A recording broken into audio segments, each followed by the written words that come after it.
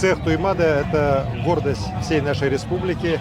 Это самый крупный национальный праздник на территории всей Великой России. И сегодня мы еще раз это подтвердили. Огромное количество людей, хорошее настроение. И, конечно же, очень знаменательно то, что этот ИСЭХ посвящен 80-летию Великой Победы.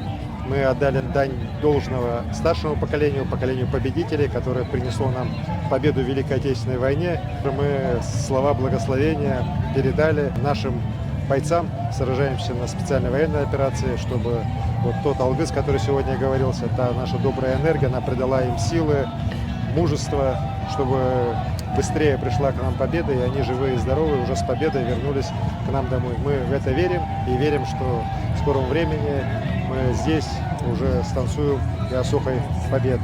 Желаю в этот день, чтобы ИСЭХ принес мир, добро, благословение, победы нам всем, добра в наших добрых делах.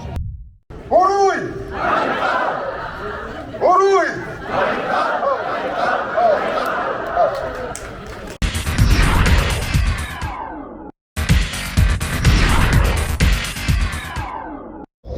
Так совпало, что у нас сегодня к моменту ИСЭХа проходит межрегиональная конференция городских дум.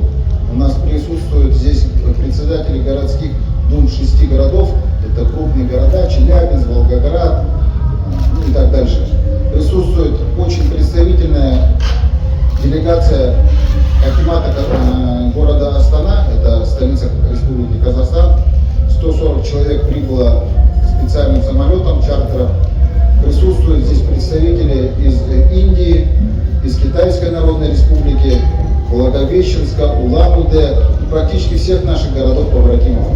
Поэтому очень признателен всем, кто смог выбраться к нам, приехать на ИСЭХ. И для нас традиционно лучшее украшение ИСЭХ — это наши гости. С каждым годом растет количество людей, которые в национальных одеждах, людей, которые участвуют в хороводе Осохой.